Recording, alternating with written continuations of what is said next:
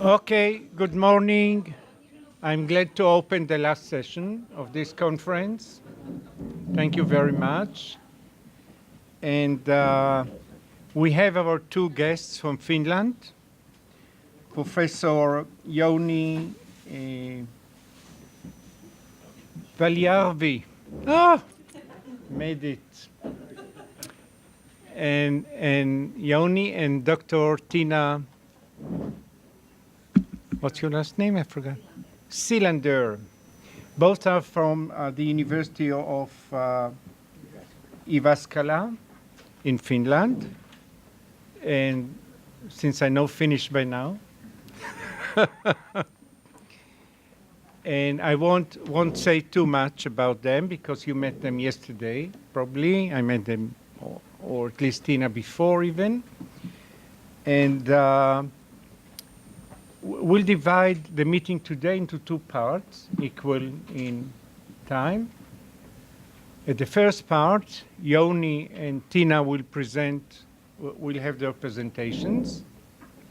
And then we'll try to ask ourselves what are the implications of what's going on in Finland for the Israeli education system, if at all, right? Now, Jouni is going to talk about the education system in general, and Tina is going to add the aspect of teacher education in Finland, which is also supposedly unique. So we'll have a cover of those 2 points, and I'll try at the end to combine both presentations for the questions which I think we should ask, but of course it's open discussion, and whatever comes up, comes up. So Jouni, please, the floor is yours. Yeah, I hope you can hear me. Yeah. Okay, well, I think many of you heard my presentation yesterday, so I wouldn't like to repeat too much about that. I will use the same slides, but try to go a little bit deeper into some issues which are describing our system. I don't speak anymore about the outcomes this morning. I try to deepen your and my understanding about the reasons behind. And starting with the picture of the educational system, basically what comes to basic education, compulsory education, the structure was created in 70s. But it's important to keep in mind that all educational systems are products of the historical processes, and that's very same also in Finland. What we see here and what is the structure today and how does it work, to understand that we need also to understand the history and quite a long history actually, especially what comes to for instance, road of reading in Finnish society and how it's related to our religion and the history, how it was changed 200-300 years ago, but I don't speak about that too much today. But that's the reason I see that it's basically it's not possible to take model from one country to another, because it's the cultural background is always very much engaged in the system, and you can never take culture from one country to another. But on the other hand, I think we can learn from each other. We can learn from different systems, and some pieces are maybe more technical in that sense that you can use them even as a model. And for instance, I have used as an example how we train special teachers in Finland. That's one example that has been taken into some other countries, and it's possible also to find some other examples. But anyway, what comes to the basic education, especially, we created this system or the basics for this system in 70s, when we used to have very traditional tract system. The history goes back to Germany, northern part of Germany, where we took our models when we used to be first part of the Sweden Empire and then part of the Russian Empire. That Sweden Empire period that ended in 1808, that was crucial in many ways for basic structure of education, and the models in that time came from Germany. And it's maybe good to remember that Germany still have this tract system that we used to have until 70s. But in 70s we had a lot of discussion about the inequality of the system, and it was very obvious that different students, depending if they went to academically oriented school after grade 4 or vocationally oriented school after grade 4, the possibilities in society, in education, in working life were very different. And this was considered impossible political situation in that time. And the other important decision that took place by Parliament in the same time was move teacher education to university level. That's the topic that Tiina will discuss more. So if we try to describe what are the basic principles and how the pedagogy is structured in our present system, as I mentioned yesterday, basically the program in basic education is same for all students. There are some possibilities for individual choices in last 3 grades, but not very large. So basically, all students get the same basic education. And what is also typical to comprehensive system, the idea of comprehensive school in Finland is that all students work together. So we don't separate talented students. We don't have streaming inside the basic education. But on the other hand, to be honest, we actually don't know what happens in schools today in this sense. It's quite possible that some schools, and we know that some schools divide students on last grades of basic education to different groups based on their ability, for instance, in mathematics. Not saying that it's ability grouping, but saying that it's depending the orientation, if they are orienting to vocational studies in upper secondary level or vocational studies in upper secondary level. But it's quite, how would I say, smooth streaming, and doesn't happen that or does happen only in minority of schools. But nowadays schools are quite independent to decide of the pedagogical practices. They are free to decide how they organize teaching groups, how they organize work of teachers, and many other things that used to be quite strictly regulated earlier. Nowadays schools in pedagogical sense are quite independent, and that policy changed in beginning of 90s. Well, maybe these are the main features I would like to say about basic education. Then maybe in a little bit in more general level, if you look at that picture, you can see that when we go to upper secondary level and university level, especially on upper secondary level, our system seems quite traditional. We have academically oriented upper secondary school and different type of vocational schools. And this is typical Central European German model. And we haven't changed that. If you compare our situation to other Nordic countries where the systems basically are quite similar, especially basic education is similar. In Sweden, Norway, they have also unified upper secondary level. This took place already in 70s, but we haven't done that.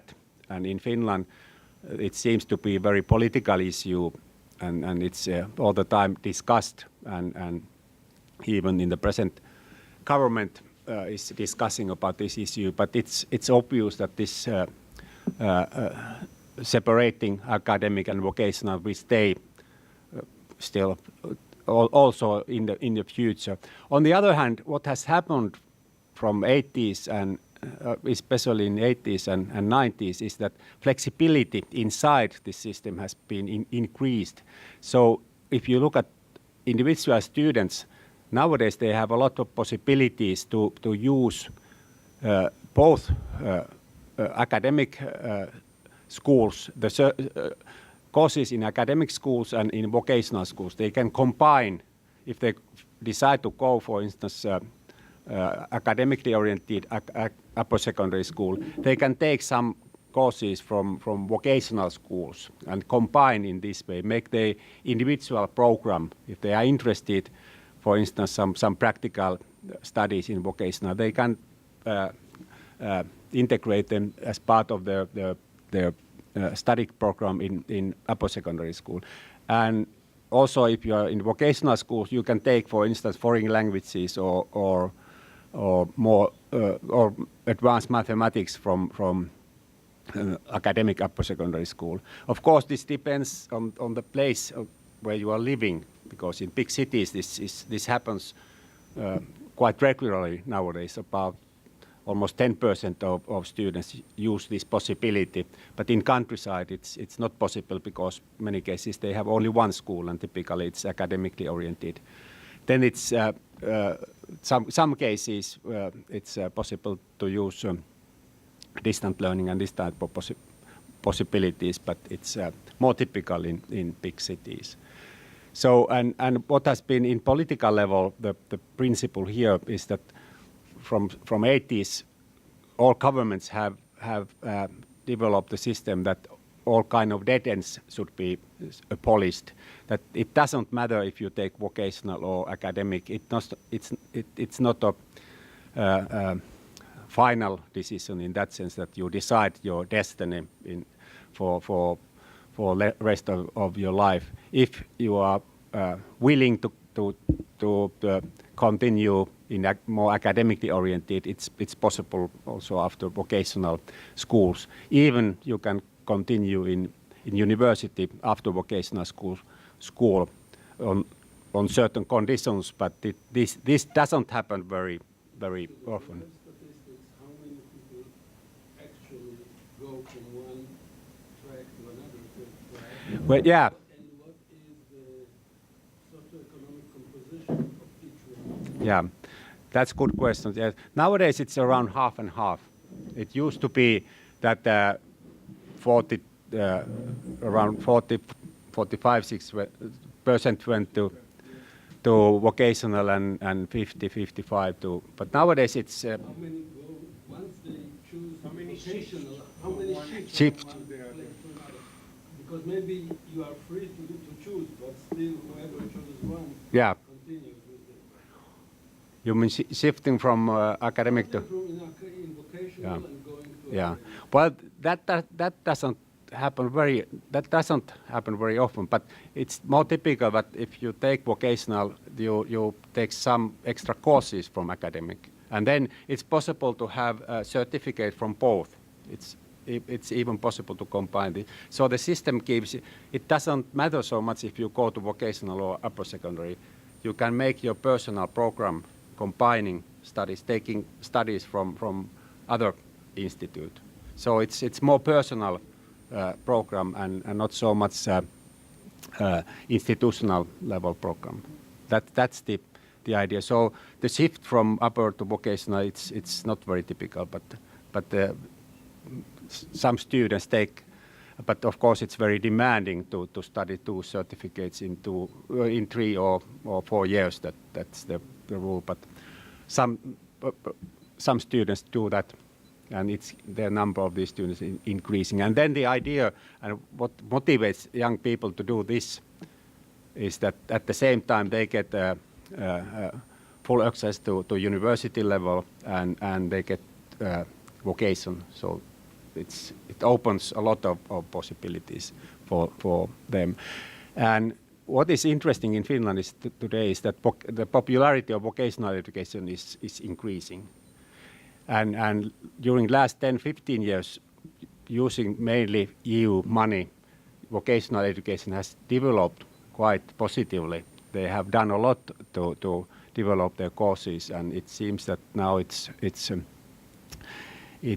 has changed also the thinking of young people, and it's very interesting to see what happens in the future, because the tradition is that best students go to academic and vocational schools get the rest, and also in vocational sector there is a hierarchy. Best students go to nursery and this type of, and then, well, I think this is a situation in most countries, but it seems to be that it's changing in Finland, and the values of young people are changing. They are valuing vocational studies more.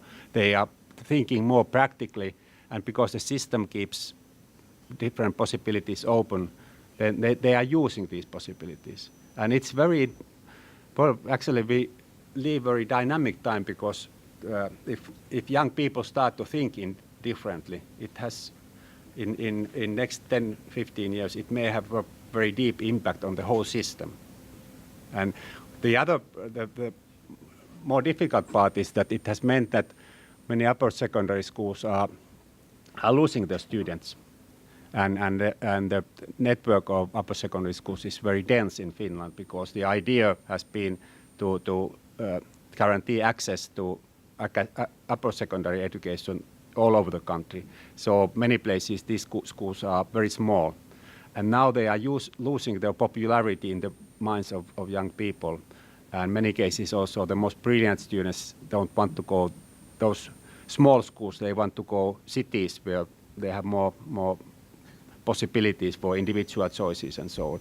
So in structural level, it means that we have a threat that we have to close many of these schools in countryside and in northern part. And from the point of view of equal access, it's a very difficult situation, because it becomes too expensive to keep these schools open. And what we can do with distant learning and this kind of issues, that's the issue what we are discussing nowadays. The question about the vocational education, you teach more physics, electronics, mechanical engineering, and less what? Less literature, less Finnish, less language, less English? Well, that stuff typically in academic upper secondary schools, it's very academically oriented. The vocational. But in vocational, well, they also have these academic studies, but not so much as in academic schools. And then what are the contents of the other contents? It depends on the area. There are around, I think, 15 different types of tracks inside vocational: nursery, engineering, ICT, and yeah. I can imagine what you teach. I can't imagine what you are not teaching. I mean, you're the person in the next Nokia will know less English, less literature. Yeah, well, I think that most of these Nokia people, they go first to upper secondary school and then continue in polytechnics, because there's engineering in polytechnics and also in universities.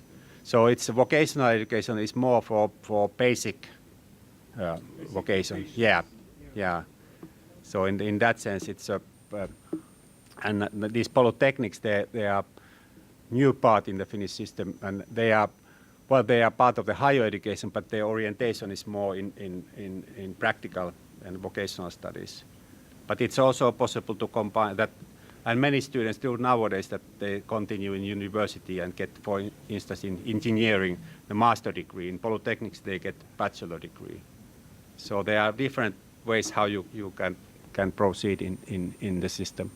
What is nowadays, because our tradition in vocational education has been very much school-based, but nowadays there's in minimum 6 months practical work in some companies. That's compulsory, and has been quite an important change. 45% vocational, 55% in academic. That's in the high school level. Yeah. When they go to the university level, it's the same statistics. I did, yeah. You mean in terms of polytechnics? yeah. Polytechnic versus university. I'm not quite sure. I think that less goes to polytechnics, but I'm not quite, because in total how much goes to higher education, I would say it's around between 40 and 50%, and maybe 2/3 goes to universities, 1/3 to polytechnics. But that is my, I'm not quite sure about. I should check that. Also, if Yeah. you count that Yeah. many who complete the vocational Yeah. high school don't go on, they don't continue Yeah. at all. Yes. What is the main sorting mechanism in the transition from basic education to upper secondary? Well, Other exams, previous achievement? yeah, it's a previous achievement mainly. So actually, we have a lot of study places in upper secondary level. This is a quite a difficult political issue actually, an economical issue in Finland, because how we have study places in upper secondary schools and what are the interests of young people, they don't meet very well.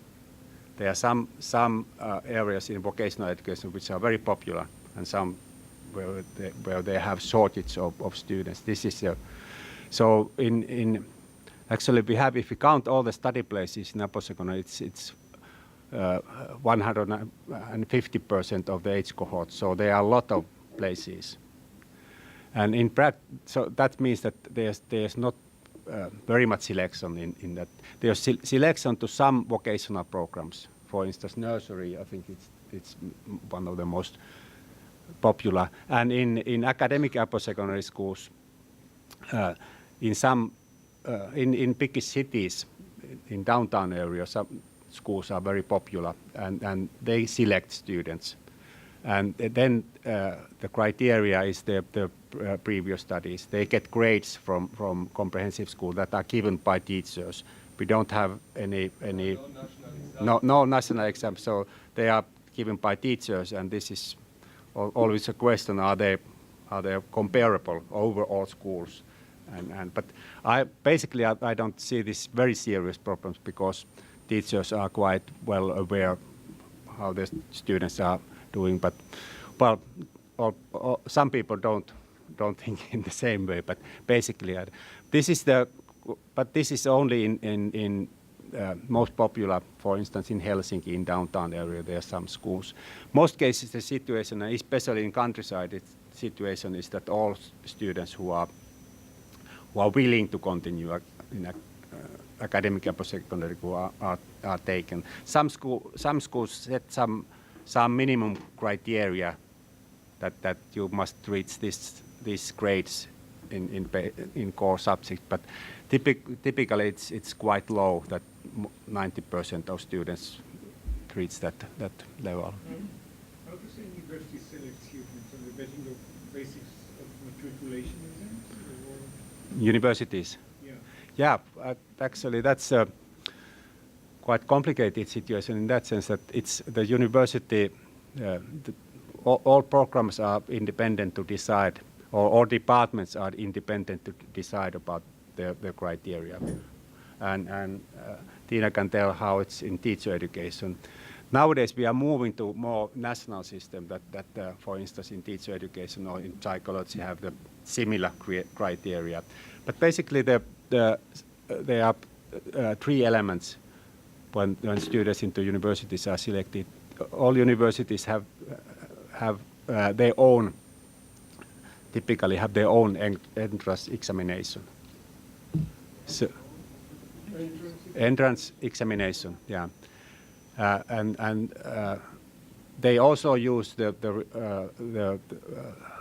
students' outcomes in matriculation examination, and they can also use the grades given in academic upper secondary school. So and how they are using that, how they are weighting these different, it's up to each department.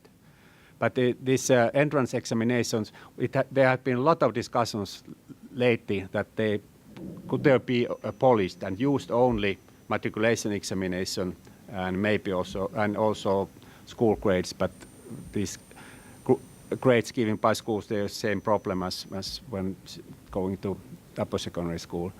And the role of matriculation examination, there has been a lot of discussion to raise it and to use it as a criteria. But universities are not very eager about this idea, because they believe that they have the knowledge, they have the understanding what kind of students they want, and only they know how to do that. And it's just, but from the point of view of young people, this is very complicated system. First to find your own area, if you are not decided that earlier, and then take first matriculation examination in spring, in March, April, and then take a very demanding entrance examination in beginning of June typically. So it's well, in matriculation actually it's a subject based, so you have to take 4 subjects in minimum. 4. Yeah, and you can go. Well, mother tongue is only compulsory, Yeah. but then there are different possibilities, and you can take a matriculation examination in 1 time, or you can do that in maximum in 3 times. So you can start already when you are studying in, Sure. yeah, and then take the last, and then the maximum number of tests you take in the examination. There's no upper limit. Some students, minimum is 4, but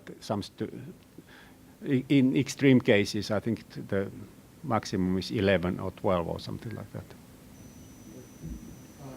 Do you have any rate of dropout students that are not finishing all the compulsory? Yeah. Well, in compulsory. Any alternative system of education? Yeah. Well, if you look at the statistics, basic education, compulsory education works very well from this point of view. Around 99.7% of students get certificate from basic education, so it's very small number. But the difficulty starts at the upper secondary level, especially in vocational.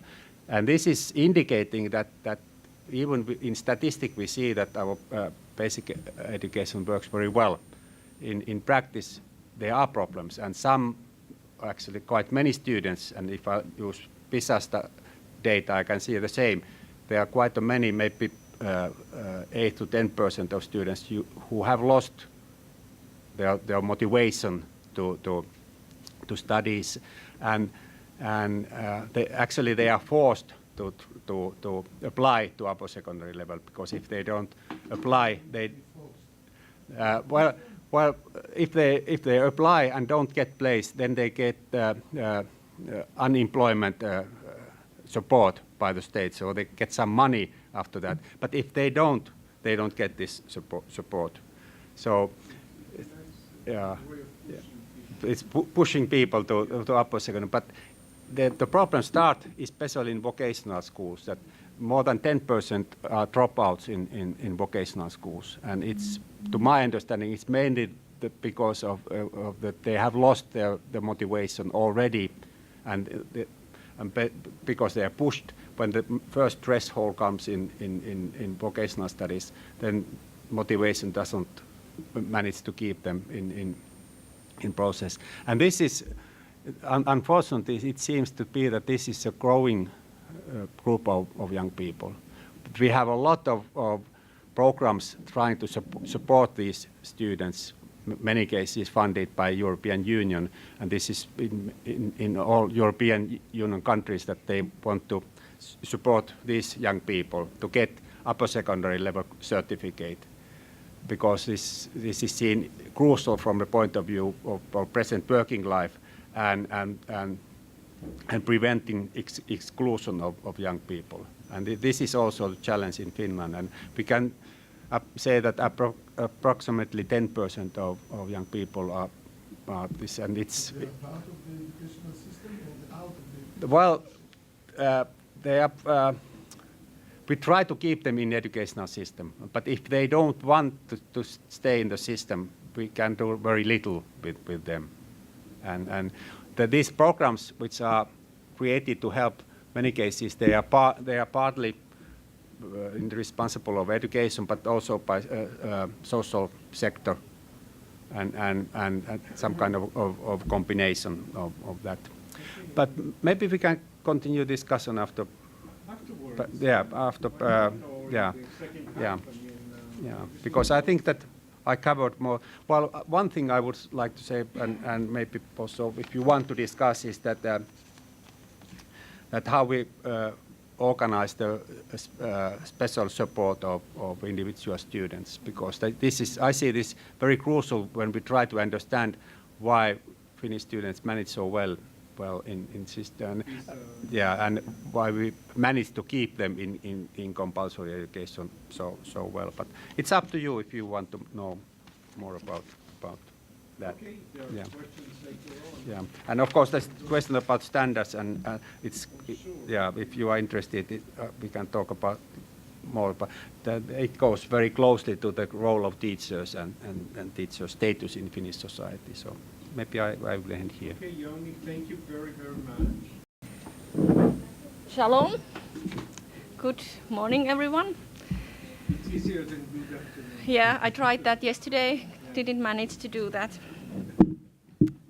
Now, let me start by asking you, what would you like to hear? I have quite a lot of materials in my PowerPoint presentation, and I would like to know what would you like me to focus on? What are the possibilities? You can choose. I don't go into the history of our university, besides saying that the University of Jyväskylä is the Athens of Finland. The very roots of Finnish education is found from our university. And the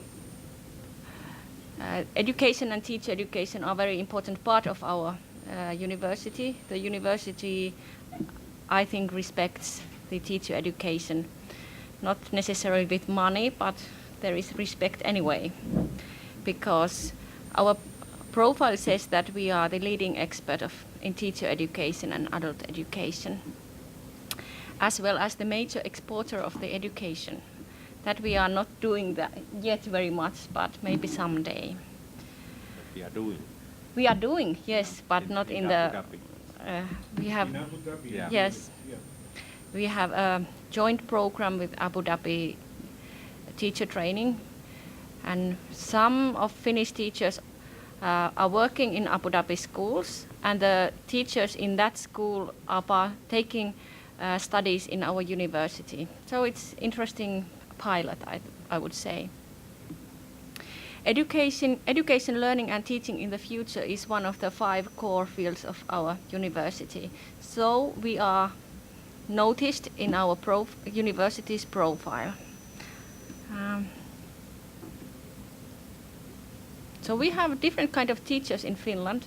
Kindergarten teachers are, I think, the only exception of the rule that all the teachers have to have master's degree, because you can work with in kindergarten with bachelor's degree also, but I think that most of those teachers also have a master's degree. You are not hearing me? Okay, thanks. Kindergarten teachers are allowed to teach preschool children. Primary teachers, they have master's degree in educational sciences. They teach grades from 1 to 6, and usually they teach one class and all the subject in that class. There might be, for example, a general teacher who is specialized in teaching English language, who takes the English language lessons. We have subject teachers who teach in the upper grades of the primary school, grades 7 to 9, and they have their masters in the subject that they teach. And they also have to have studies in pedagogy, that is 60 credit points, and the pedagogical studies are organized by the teacher education departments. We have special education teachers who can be also at the same time class teachers. In my university, we are educating group of teachers who have the qualification to be class teacher and special education teacher at the same time. Vocational education teachers have to have minimum of 3 years of work experience in the field that they are teaching, and after that they can apply to the teacher education programs. Guidance and counseling, there is 2 routes to become guidance and counseling teacher. In my university, you can apply for a master's program that is 120 credit points. You have to have a bachelor's degree prior that. If you have a suitable master's degree, for example, you are a subject teacher or class teacher, you can apply to a program that is 60 credit points and takes approximately 1 year to finish. But basically all teachers need to have master's degree in able to teach, and that is required for the permanent job. If you can teach for a short periods of time without a qualification, but if you want a permanent job, you need to have the master's degree.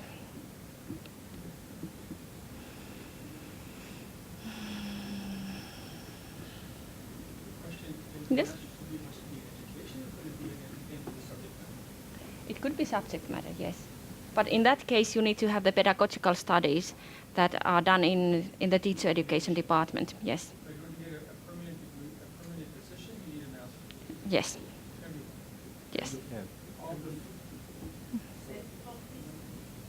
Preschool you can survive with bachelor's degree, but they typically have master's degree. And if they want to be the head of the kindergarten, then the master's degree is required. And the first degree can vary? Pardon?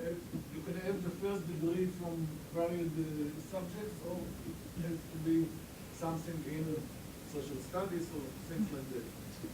In The first degree. The bachelor degree can be in anything, right? in case of guidance and counseling, yes. Any case. If you are a subject teacher, your bachelor can be mathematics, science, physics education, and your masters, you do your masters also in that subject, but you have the minor studies of 60 credit points in pedagogy, and in that way you can be a teacher. In one way or another, you need the basic core of educational studies. Yes, the pedagogical studies are studies in educational sciences, emphasis on didactics. And that is required for all the teachers. But if once you have taken the pedagogical studies, you can go and study, teach in different levels of the educational system as long as you have strong enough the subject study base. For example, if you are a class teacher with master's degree in educational sciences, these studies include the pedagogical studies. If you want to go on further, you can study advanced studies in biology, advanced studies in mathematics, or whatever you are interested in, and then you are qualified to teach also in the grades 7 to 9 and in the upper secondary school. And also the opposite is possible. And also the opposite is possible. If you are the subject teacher in physics, you have to take 60 credit point studies in, it's a very complicated name in Finnish, but it's even worse in English, but 60 credit point studies that qualifies you to work as a class teacher. These studies consist of pedagogical studies, how you teach science, how you teach arts, how you teach sports, and so on. Please. Can you explain your miracle in attracting the best people to education? Teaching. For teaching. Thinking what are, we see what are the consequences. Yeah. We want to know how to do it. I think one reason is that our society understands that the best we have is education, We don't have gold, we don't have diamonds. We only have the education that is the door or gateway to the better life for everybody. And I think that was understood quite early on, like Jouni told, after the war. And teachers have important role in, getting the society into, so that everybody has a better life. And I don't know, people just want to be teachers. If you are told that I am a teacher, like, oh, you are a teacher, that's nice. Maybe Jouni can answer this. Maybe, yeah, I would like to. Well, this historical background and what's the role of teachers was asked yesterday. The role of teachers in constructing Finnish society has been very crucial, and teachers have been seen as they were called earlier candles of the villages when people were spread all over the country in small. This is, but the other issue, I would say that it was very clever idea and very crucial decision to move teacher education to university level, especially to set master degree.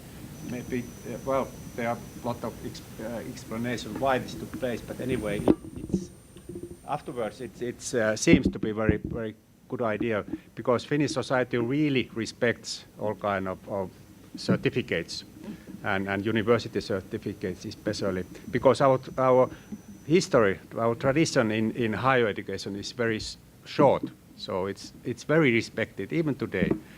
And the third, that goes back to what I was speaking yesterday, is that when you're asking young people why you want to become teacher, there are two reasons. That one was mentioned yesterday. They typically want to work with children and young people. But the second that is coming out from many studies is that they think that teacher work is independent, autonomous work, that they can create their own working conditions with the children. And this seems to motivate especially young people to primary teach. And that's why these questions about standardization and control and inspection, they go very deep. Yeah, they are very relevant. Equally paid as industry, for example? Well, It's above average what yeah, we get. yeah. Teachers. It's around average, yeah. Here, no, this one. Yeah. This is per, yeah, compared. Even in the peak of the career, they get more. If you compare in this slide, this is based on education at a glance, OECD statistic, and you can see that in Finland it's typical that primary teachers are learning less, and there are many historical reasons, because earlier it was not. But compared to the average salaries in Finland, it's about 20% higher. But if you compare to US teachers, our teachers are earning better if you use GDP as, but Korean teachers, they are almost double compared to us. But, well, I think that, the problem with salaries, it's with young primary teachers. When they start their career after university studies, especially in big cities, it's not very good salary. But after, it takes almost 10 years, 15 years when the level is quite reasonable. But then in subject teachers, they have a little bit better salaries. There was a question. Do you want to have a question?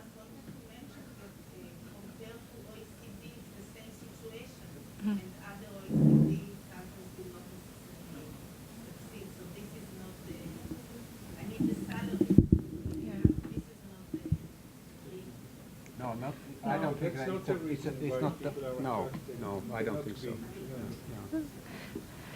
Yeah, I think the trust that we have in our culture for teachers to do what they are educated to do is the one that is attractive.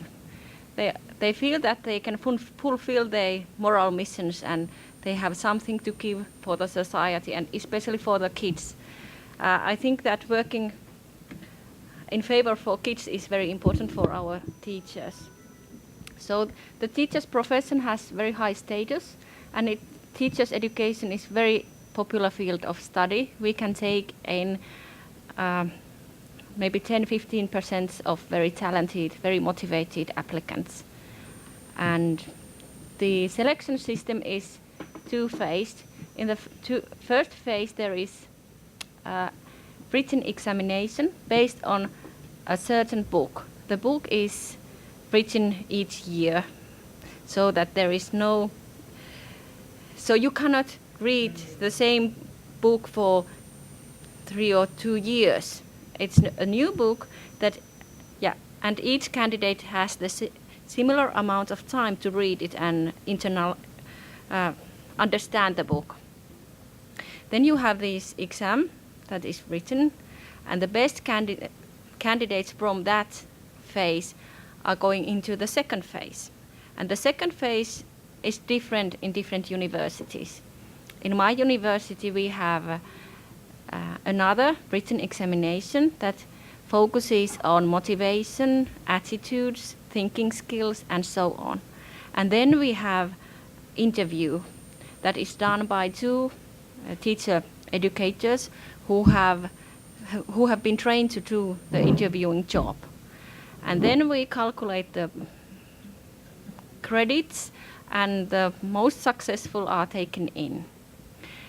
As you may notice, in my university, we don't take into account the previous success in, for example, in matricular examination, because we don't think that it's the most relevant point, whether you can do maths in a very good way. We think that it is more important what is your personality, what is your motivation towards that work. We have shortage of subject teachers in certain subjects, and still we don't take in all the applicants. If in the interviewing situation we notice that these applicants' attitudes have problems, or he or she is not very motivated, we give him or her lower points, and he is not taken into the study programs. So we don't take all. Do you want to ask something about this? Take all. Do you want to ask something about this entrance examination? I would like to stress the importance of this entrance examination, because it's the final situation when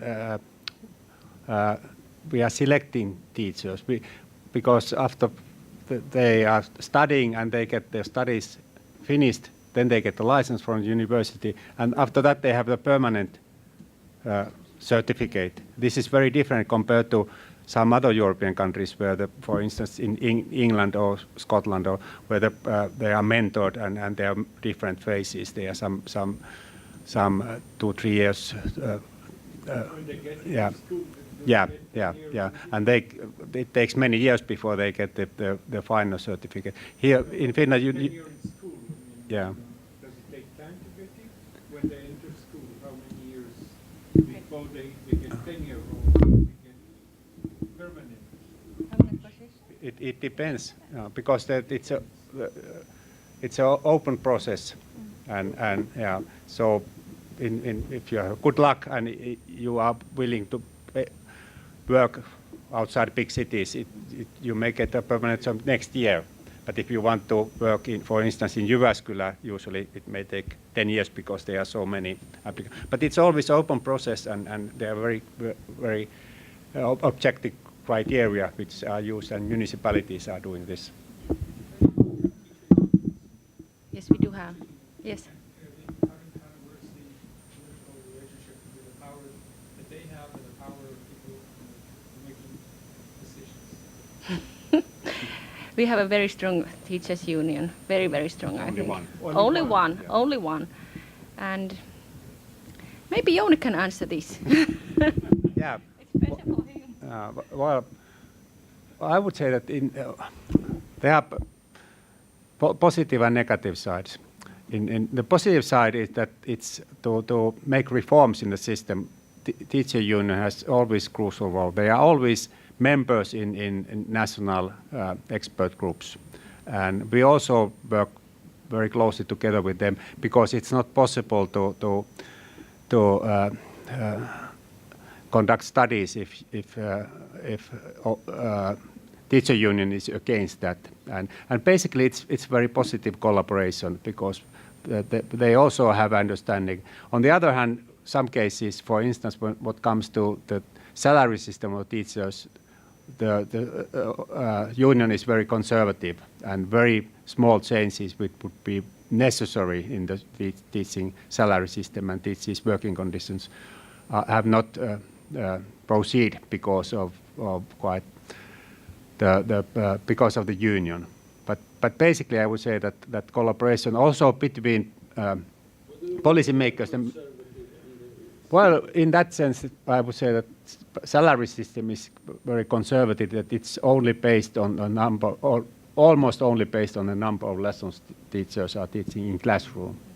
And to my understanding, it's old-fashioned system because teacher work is of course this is important part, but it should not be the only criteria because then it gives a image that only real work is working in classroom with students, and then it brings a lot of problems if two teachers want to work in same classroom, or if they want to have different types of pedagogical solutions. So they have to negotiate with in local level, and it causes a lot of. But the most important that it gives the wrong message today because teaching and learning should be something different that only staying in front of the classroom, and especially the image to teachers who want to develop their pedagogies, their pedagogical practices. It's a real negative message to my understanding.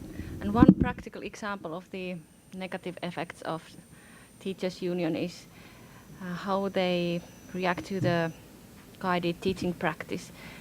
Most of our teaching practice takes place in university schools called training schools, but some of the teacher training takes place in other schools. And the teachers' union is very strict how much do we have to pay to the teachers, even though some of the teachers say that I don't need or want extra money for mentoring and tutoring the teacher students, but still the teachers' union wants. And in some parts of the country it is quite a big problem. For instance, in University of Turku, students have very much difficulties in finding places to train, to take the teaching practice. In Jyväskylä we have very good situation. We don't have this problem, but it's a possible one. So if teachers want to do something new and we want them to do something differently, the union says that first you have to pay about this because it's extra work.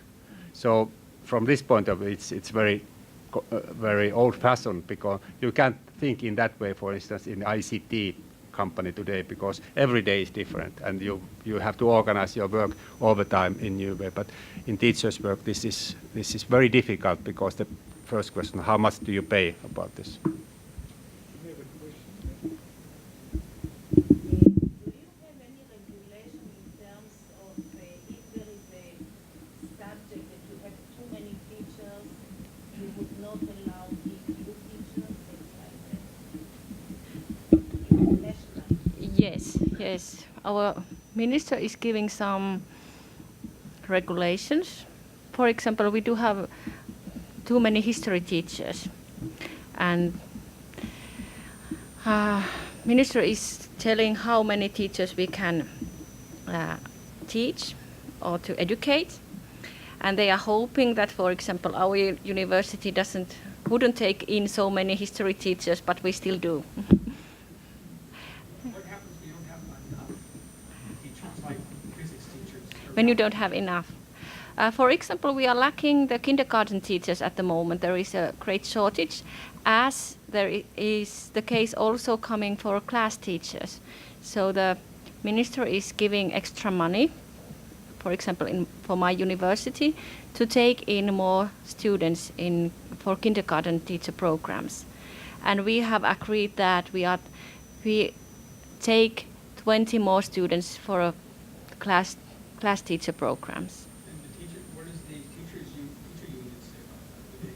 teacher union agrees that they think that it is important that also kindergarten teachers have master's degree, and they are supporting the idea that the Do they agree to pay the kindergarten teachers more when there is a shortage or to get any?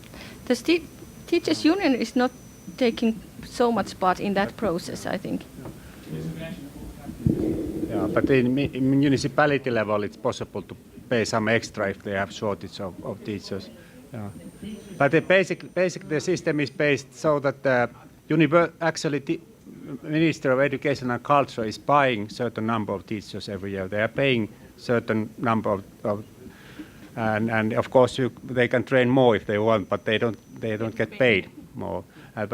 And then teacher union is sometimes nowadays it's critical with some subject teachers, especially history, that universities are training too much. But that's not a in general level. It's not a very big issue. There's a quite stable situation.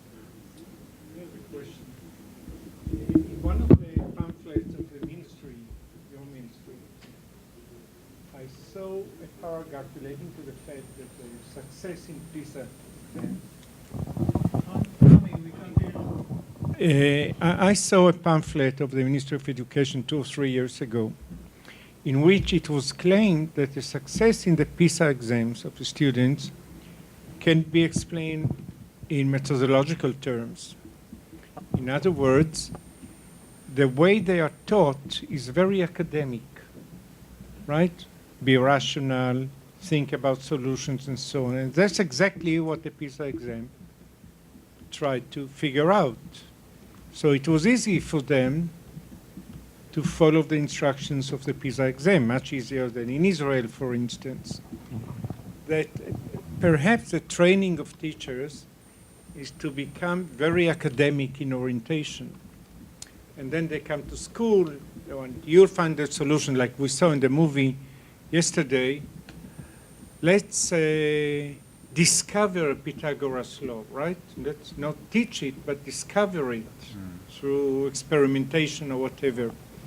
So it's a very scientific, rational way of thinking and teaching, and which is nice, but it goes very well with PISA exam until now, right? It's going to change anyhow. So, and that's part of the reason maybe that students don't like school. I don't know. In Finland, in Israel, they don't like school for other reasons. But in Finland, they don't like it because maybe it's too academic, I don't know. And it doesn't relate to non-formal education, to what they get outside, or all the things, Tina, that you mentioned yesterday.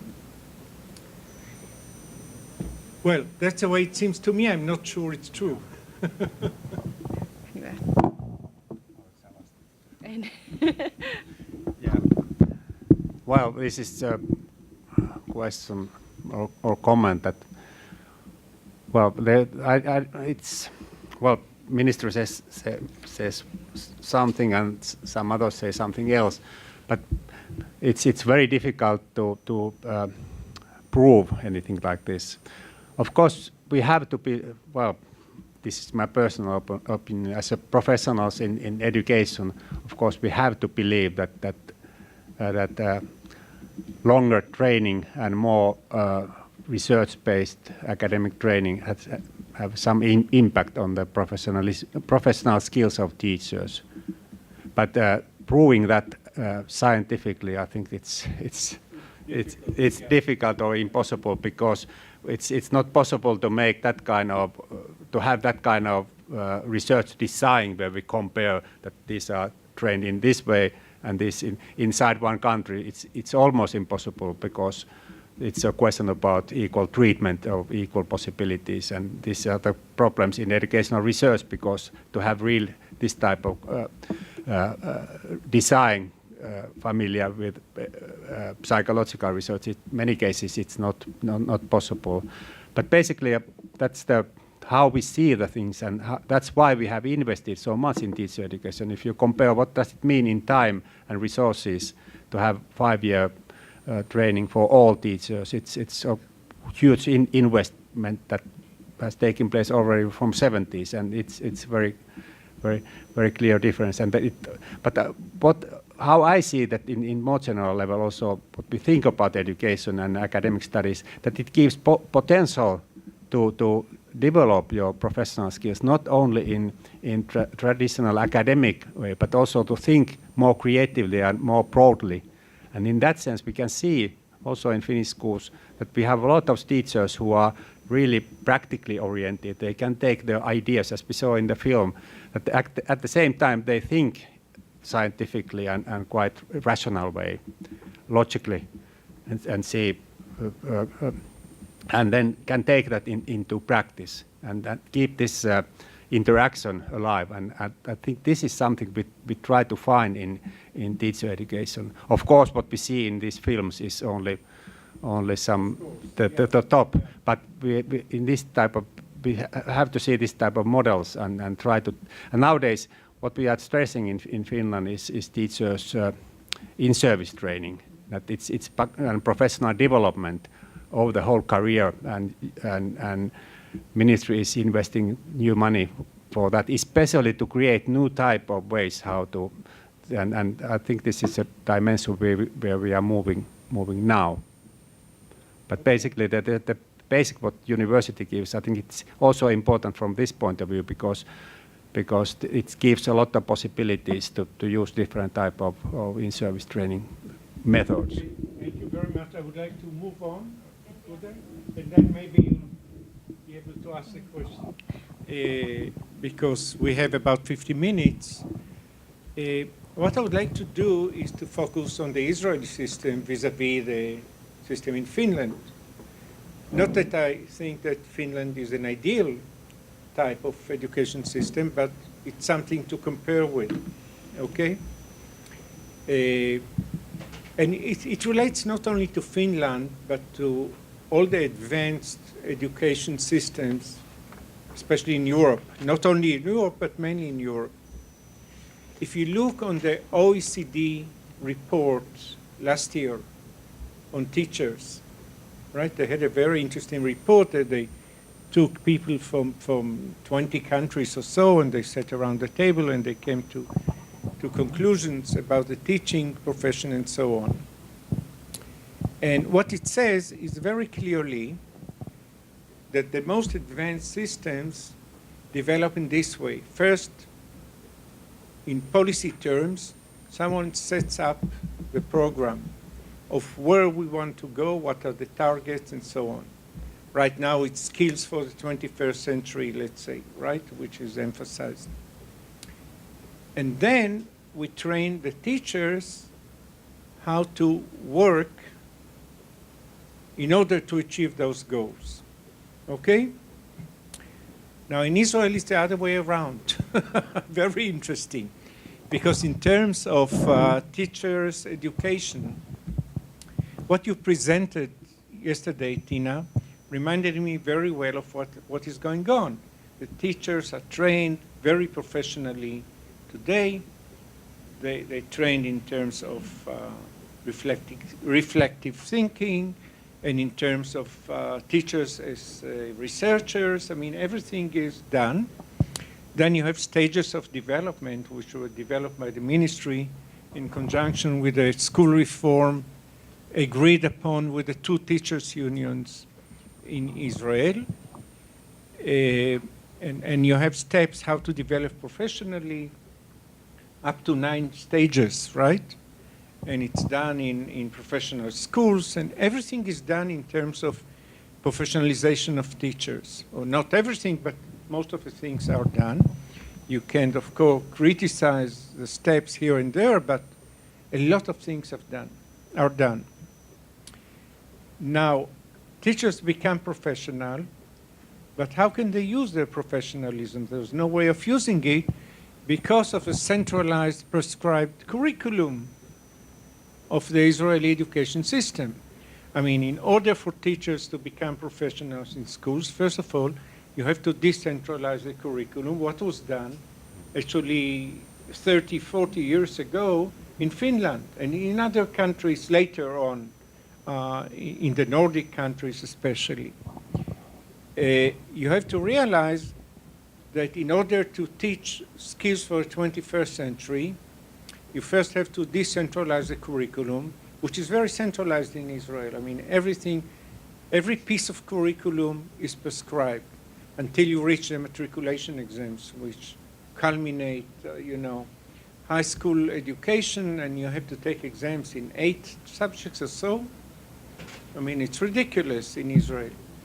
And everything is prescribed from above, from the ministry. So if that is the case, how can teacher practice their professionalism? There's no way of practicing it.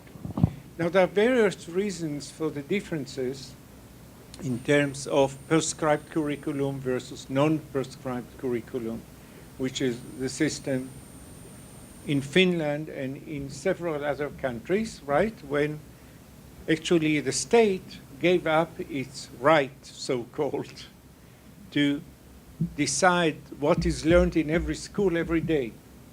Right? In East Germany, it was like that. Tell me the hour and I'll tell you what you learn now. That was the wife of the... France. Yeah, exactly. She used to say that. So it's not like that, but it's a national curriculum prescribed to details, okay, in every school subject.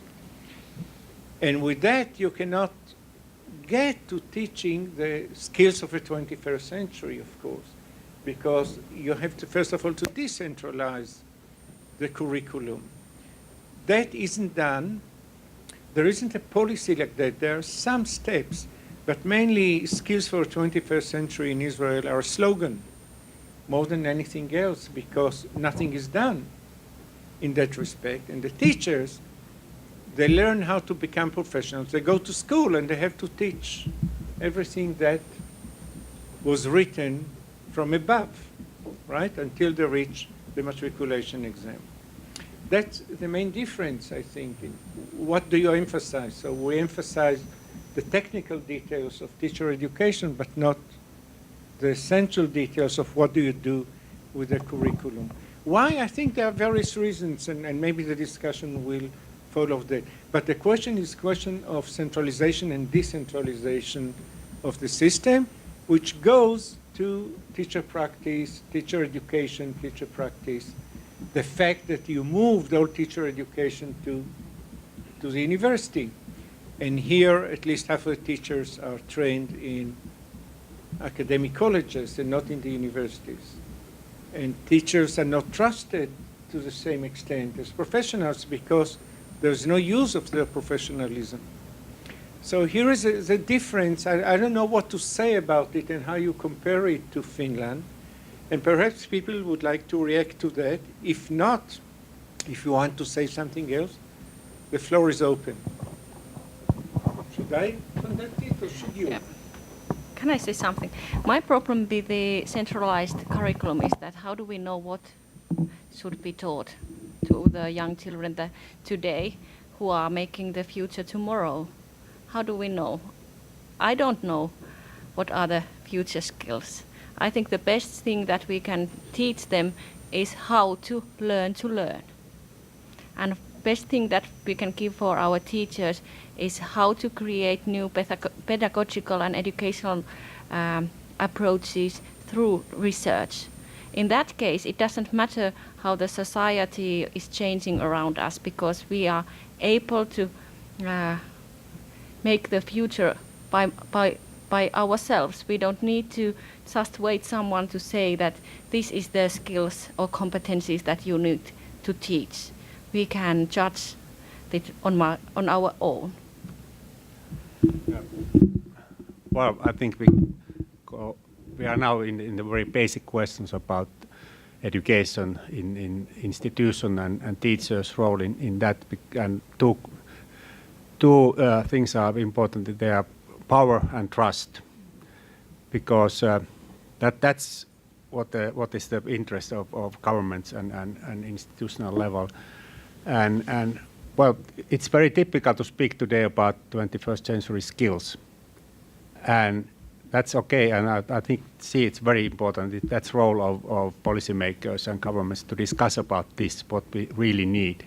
But then if we move to that they want to guarantee that we really reach these topics, setting standards, setting very strict centralized curriculum, I don't think that it's possible, because if you think what these skills are, they are very much that type, but where you must be able to concentrate on process, to do work.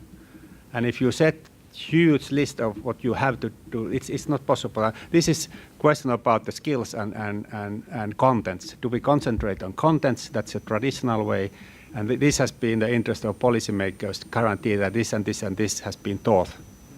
Not so much if it has been learned. Nowadays they are more interested. But if we are taking these skills seriously, we can't continue on this way. We can't do everything, for instance, to teach young people to find new information in physics, chemistry, history, mother tongue, in the same way. We have to concentrate, to let them to concentrate on one or two areas. And this question about trust on teachers, and they are able to organize the system. And we have to accept that we have to give way to contents and give power to local level and to teachers. And then the question about do we really trust? All policymakers say that teachers have to be highly educated, we have to trust, but many countries it seems to be that they don't really trust. They at the same time bring very strict control systems which tell teachers that we are not trusted professionals like some others. And this is a quite contradictory situation. And what you said about centralization and decentralization, it's a little bit complicated issue, because it depends where is the focus. When we are speaking about the contents and especially pedagogy in Finland, it's very decentralized. We are really trusting teachers that they are best experts. But on the other hand, we have, for instance, teacher education that is very centralized. But the universities are free to decide how they organize, but basically it's on university level, and there's no idea to take it like in England to school level, or to have that kind of privatization of teacher education. And we want, because that's the guarantee for the quality of education. And then it's easier to give weight and more freedom in pedagogical issues and contents. But if teacher education was also decentralized, and if we were not for sure about the quality, then I think it would be much more difficult situation. And that's why it's important also in political level to discuss what are the issues you want to centralize and what are the issues which are wise to decentralize. And here it seems to be very different situation in your country, in our country. But it's very clear that in Finnish thinking, also in the long future, I'm quite convinced that teacher education will be in universities, and that's the quality guarantee that's believed also by policymakers.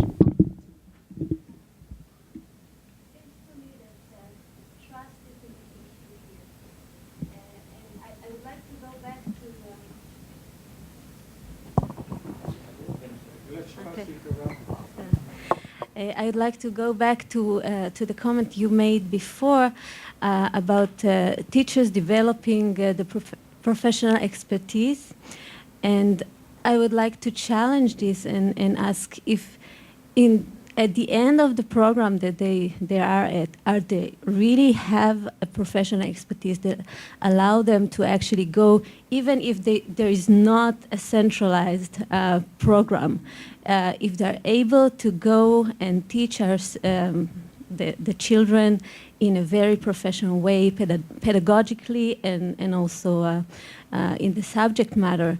And this brings me back to I would really be interested to take a deeper look into the educational training that you give to teachers, and to actually see the details, because I feel that teachers that go to the field in Israel usually don't have this expertise, and this affect the trust, of course, of the. In other words, you don't trust it.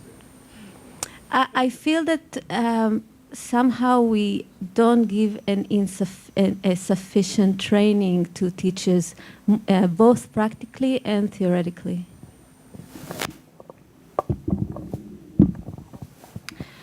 Of course, when the new teacher enters into her or his first classroom, in a way, she is a novice compared to a teacher who has been working for 20 years. But still, I think that she has the skills that meet the standards to be a teacher. For example, I would trust my child for the newly graduated teacher, especially if she has graduated from my university. Also from Helsinki or Turku. But I think so. But there is also gaps that students feel. They feel that they don't have enough experience for parent-teacher relationships or how to handle so-called badly behaved pupils. But I think that the role of the principal and other teachers is very important in that stage. The teacher, the principal is a pedagogical leader of the school, and he or she is supposed to support the new teacher. Maybe the greatest weakness in our system is the support of newly qualified teachers. There has been a good program in Jouni's department that is tutoring the newly qualified teachers, and it is a great success. The teachers feel that they can get support from not only from their own school but from other school teachers also. That is the weakest point in our educational system, I think. That's a follow-up question. I think one of the big questions I would ask if I was a parent is how. Just a moment, please. To more general comments, I think we should take a look at society in large concerning the question of trust.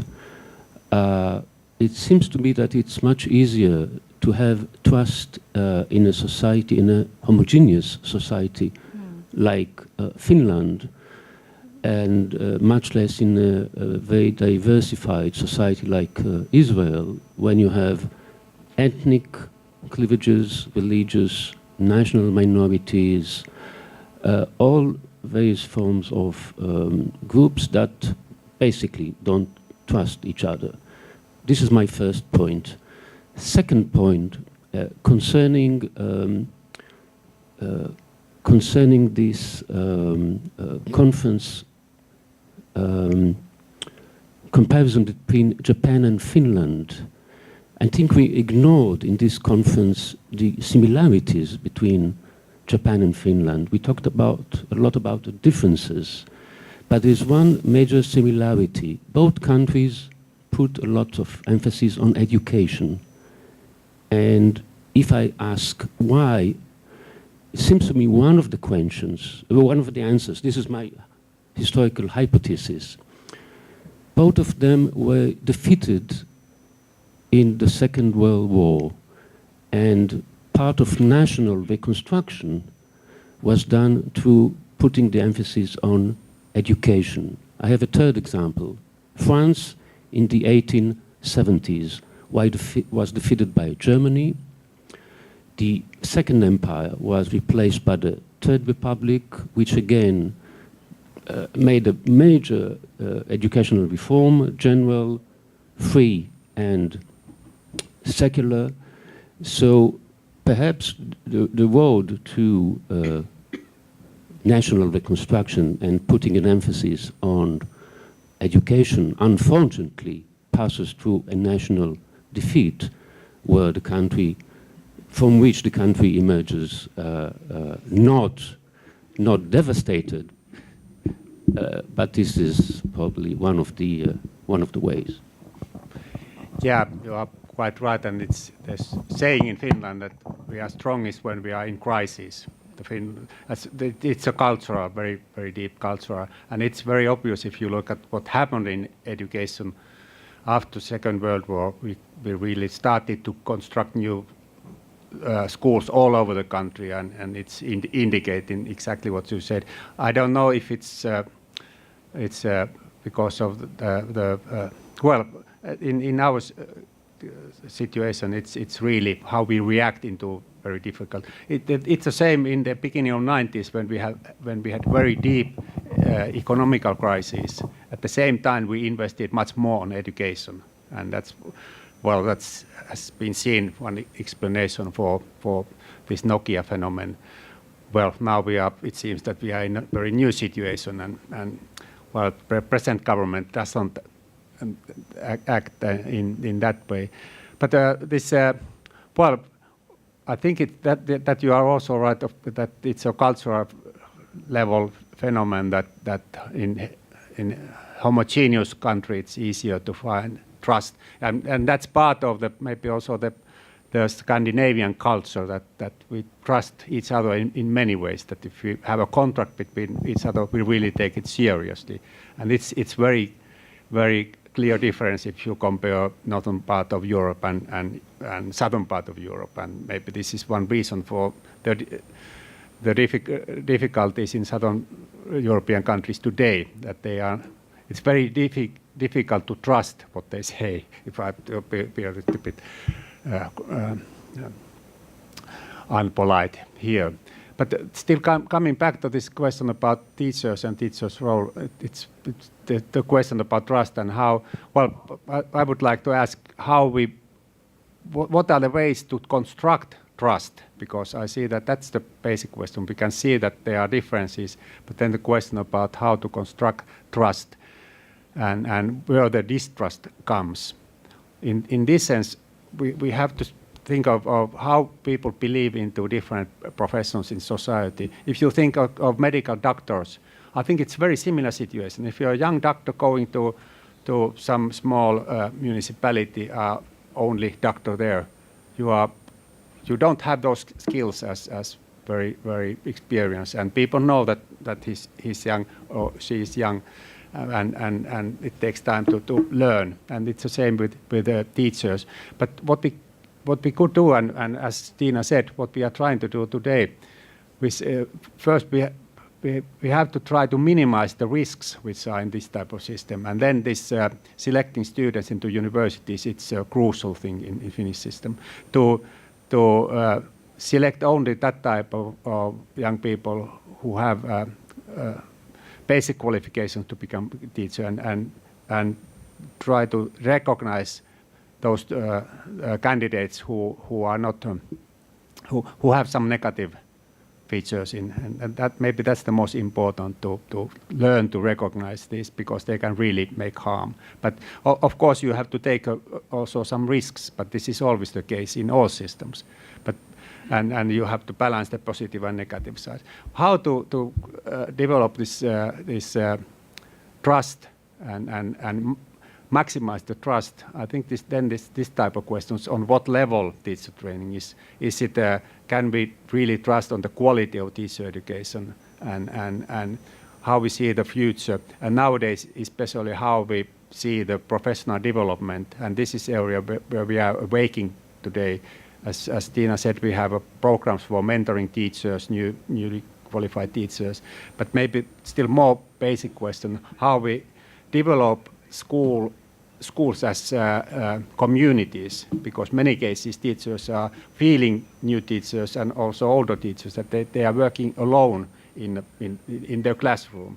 How we can develop schools as communities which are taking shared responsibility, especially questions which are common to for instance, social problems of young people, of students, and how they could also support young teachers to integrate positively, in positive way into the community. These are the ways how we can construct trust and guarantee that it's also, because this also is question about how we work as a community with parents, not as individual teachers with individual parents, but as community with the surrounding society. This is also a challenge in Finnish society, where the trust has also this side that parents have not been very interested what happens in schools because they think that schools are taking very good care of the children. But this is changing. There are more critics today.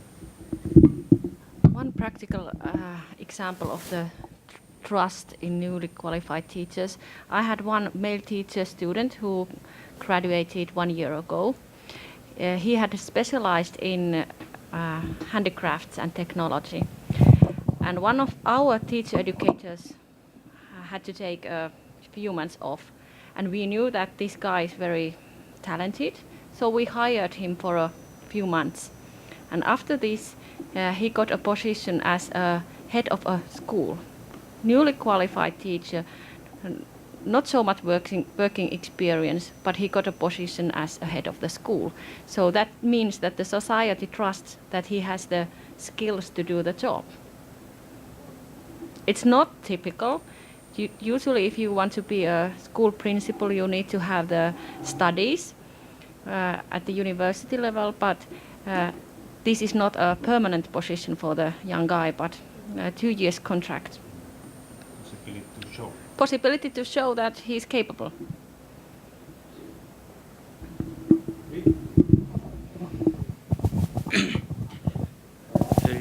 I don't know how to look on this discussion. That I don't really know how to relate to this kind of discussion. I've been in many schools around the world. Many of the schools I've seen in Scandinavia are wonderful. The school we've seen yesterday, and they are wonderful from many respects. But I've seen such schools in the United States. I've seen such schools in the United States that you really become jealous. I could show a movie that would really startle all of us. I've seen such schools in Hong Kong. I've seen such schools in Japan. I also recommend to many of us, the Israelis, to go and visit many Israeli schools. I mean, many Israeli schools. You go in, you wouldn't be able to tell them from the schools in Finland that we've seen yesterday, and it's the same system. I mean, we are talking all the time about regulations and ministries and principles and so on and trust. However, what you see universally, I mean, as well as you can see successful and wonderful and very different schools, you will also would see terrible schools. And the issue is, first of all, the proportion between successful and not successful schools. This is a social issue, it's a cultural issue, but it's also a professional issue. And what I want to say is that I hardly see a discussion about the alternative theoretical framework, theoretical and practical framework for learning. All the discussion yesterday and even today, I don't hear a word about learners. And we have to remember the major issue with, even with the nowadays criteria of achievement, have to do with the human learner. And we don't discuss it. It doesn't come up. It's very nice to talk about skills of the 21st century, whoever decided about it. And I'm not that sure that they are these skills. It's very complicated. But the real issue, how many children would be able to learn those skills? We have the 21st century project for putting computers in schooling. They have huge list. I can guarantee you that most of the children in Israel at school would not be able to achieve those standards or those goals. And this is the issue. So what I want to point out is that we have to be very careful. Personally, I think, I'm not talking as a scientist, or I know that, but the impression I have is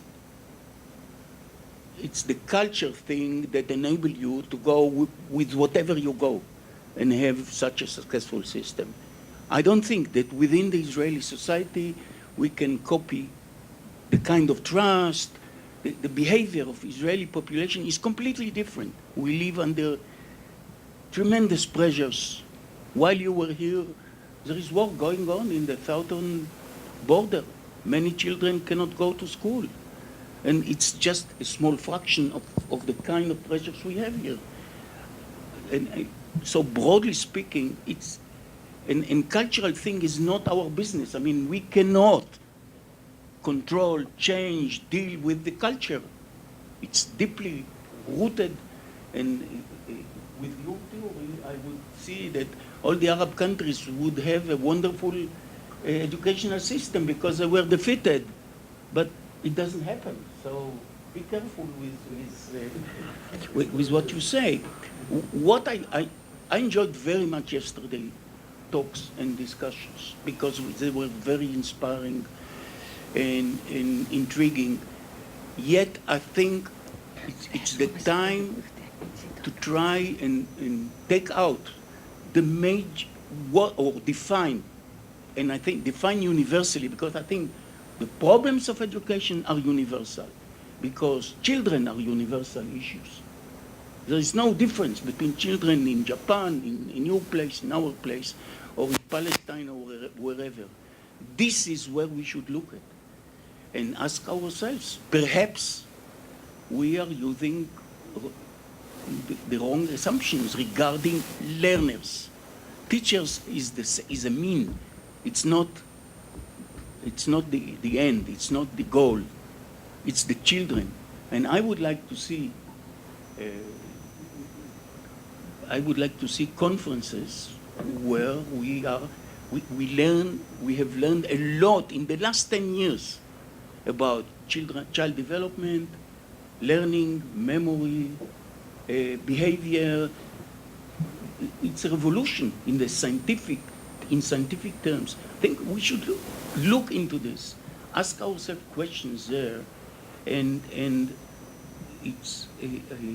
I'm very glad that we've met, and I hope this dialogue would go on. But I think there are also other cultures that have their own perspectives on these issues, and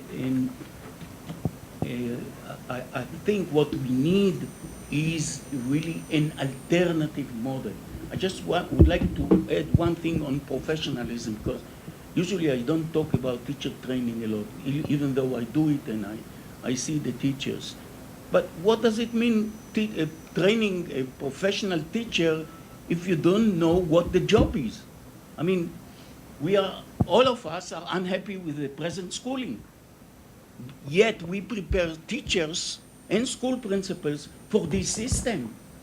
That's what we do. I've looked into the curricula of our teacher training. I'm in shock. I have to say, I'm talking here among friends. I don't publicize this aspect. We train teachers that do not know a word about learning, which is a major process in the school. They don't know a word about curriculum, which is another major feature of what we have in school. We have children learning curriculum, no matter what structure and way of instruction. Usually the word I say is knowledge. The relationship between children and knowledge are the core of what all the educational system is all about. And that these subjects are neglected in teacher training. And that's what I see. I have 1,800 students who are teachers, practicing teachers. And I talk a lot with them, and most of them are wonderful people, highly motivated, empathic toward children. I have not one word to say about them. But for 4 years, they studied in teacher colleges, and they don't know curriculums. What is the knowledge? I would say knowledge theory. What we know in the 21st century about knowledge, they have no idea. No idea. And they have no idea. They talk about learning in terms of the 1930, 40, with all due respect. This is the 21st century. And there are many breakthroughs, not one or two. And It's not existing, not in the teachers, not in the school principals, not to speak about the so-called leadership, educational. None of them is here. They're not interested. And yes, we have a problem. I'm not saying that not, and I'm not very proud of it. But nevertheless, I don't think it's not the teachers, and it's not a country. It's a universal issue that we have to solve and provide, think. And what I say, I mean the academic world, mostly, and practitioners, but mostly the academic world. We have to provide an alternative paradigm. What education, modern education is all about. Okay, thank you very much, David. With that happy note, I would like to answer that very shortly. I think you're right in a way that learning is everything. Learning is the heart of what we are doing, and the learning processes have changed in the previous decades. For example, our students use social devices to build and create knowledge differently than we used to do. For example, social media and ICT, they are using that as a medium for knowledge creation. We are not talking much of that in this conference because I think the focus on this conference was different. But I want to point out that in our teacher training programs, we are talking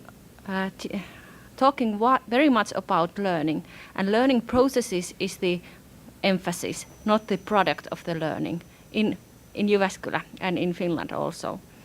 And as I told yesterday, the curriculum development and curriculum theory is also part of our teacher education, because teachers are not just implementing the curriculum that is given to them, but they are creating and localizing the curriculum. And I think that's a very important thing, an important part of teacher education programs. On a very short comment, because this is a very basic question. Basically, I agree, and of course the focus is there. But I see the same way that the focus in this conference is more in system level and teacher. But basically, we have to keep in mind that learning is not something that happens automatically, or there happens learning automatically. But what we think to be positive learning, it's not so. It's not automatic process. Then there we need some guiding systems. Basically, we think then teachers, but of course there may be some other. And the other issue that is extremely important in my country is that learning processes are very different depending on individuals. There are some, and it's the same also in school level. We know that there are very centralized systems where some brilliant schools are doing extremely positive and very innovative work, and teachers are very innovative. They find their room in the system. But with teacher education and political decision, we create environment that supports or protects this kind of positive development, encourage or not teachers, encourage the best ones to do their best, or sets that this is something negative. And this is very important to my understanding. And there we can find and we can learn from each other how to help this type of positive processes. I believe in that. And then we go back to this type of question: what is the role of teachers and what is the role of school communities? That is becoming more and more important, I think, in all countries. And what is the role of technology, how to use that, and basically how to take care of every single child. Because we can see, if you look at the outcomes, for instance, in PISA or in any study, there are huge differences. Huge. Well, take the highest quarter of students and the lowest quarter of students in my country, difference is 3-4 years. And if you take 10% best, and then and this is something that's the question about equality, how we support especially students who are not able to raise their skills only by themselves. And this is a question about their future and the future of the societies in total. And there we need teachers, and there we need also political decisions where to put the limited resources. I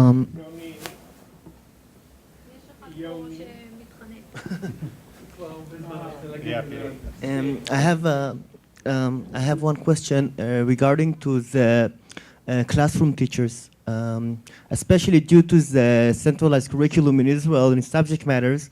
I feel that there's a big difference on the way classroom teachers are regarded in Israel and Finland, and maybe that's a place that we can make a close range change.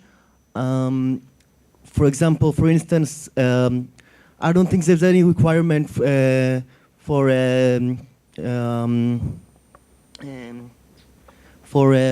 educational science learning for classroom teachers in Israel, and you've said that it's required in Finland to be a classroom teachers. And my question is, what is the role of the classroom teachers in Finland? Because in Israel, I feel it's mostly administrative.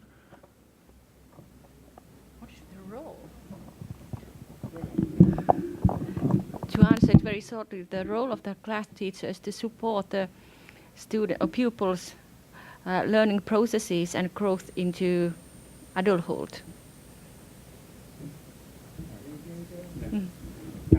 Well, I would like to answer to this, if I understand the question right. That, well, I would say that Finnish class teachers, their orientation is more it's more academic and more, let's say, learning of academics and skills, whatever we use. It's more than in some other countries. There are some analysis between Nordic countries. Danish researchers went classrooms in Finland and Denmark and Sweden, and they found out that and this is also my own experience, being a couple of times in Denmark in schools and discussing with teachers, that there they stress more the whole personality. Of course, it's so important in our school, but comparing these two groups, it seems to be that our teachers, and maybe this is because of their academic training in university, that they see learning knowledge and skills and these academic skills more important than teachers for instance, in Denmark. I was in evaluation group it's part of the national evaluation in Denmark, and we went to schools and asked principals there, what is the main goal of your work in your school? And 9 teachers out of 10 said that it's the happiness of students. I would say that in Finland, maybe 1 teacher out of 10 would say this, or principal would say this. Of course, it's also important in Finland, but they would start about the basic skills in mathematics and reading. I'm quite convinced about that. This is telling something about teacher education, but it's also telling the atmosphere and the culture. And it's, well, you can see that also in the system level. But it was very interesting to make the same question in 20 schools and get almost same answer.